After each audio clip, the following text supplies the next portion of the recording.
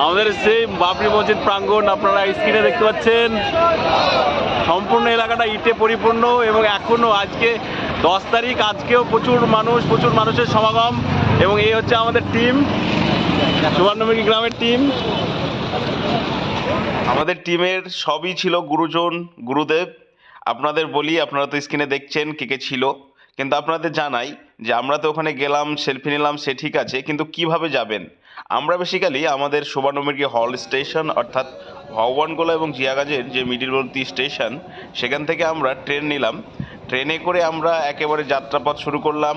আমাদের এইখান থেকে যেতে হবে বেলডাঙা। আমাদের এখান থেকে বেলডাঙার দূরত্ব মাত্র 45 কিলোমিটার রাস্তা এবং ট্রেনে যেতে সময় লাগলো মাত্র 50 মিনিট। তারপরে ওখানে গেলাম, বেশ কিছু আবার স্টেশনে সেলফি নিলাম।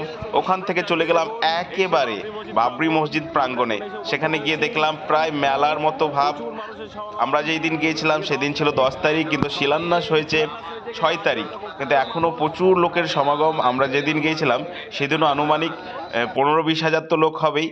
তারপরে আমরা সেই জায়গাটা ঘুরলাম, ভালো করে অবজারভেশন করলাম, যে যার মতো পারলো দান করলো। প্রচুর ইট এসছে, প্রচুর মেলা, সব রকম ব্যবস্থা আছে। আপনাদের হোটেলে থাকা খাওয়া সব ব্যবস্থা আছে, কোনো সমস্যা হবে না আপনাদের। তারপরে আপনাদের বলি কিভাবে আপনারা যাবেন। স্থানটি হচ্ছে একেবারে অপর যে বেলডাঙ্গা আছে সেখান থেকে মির্জাপুর নামের পরবর্তী জায়গায়। এই জায়গাতে যেতে হলে আপনাদের ন্যাশনাল হাইওয়ে 12 যেটা আছে তার পাশে স্থান।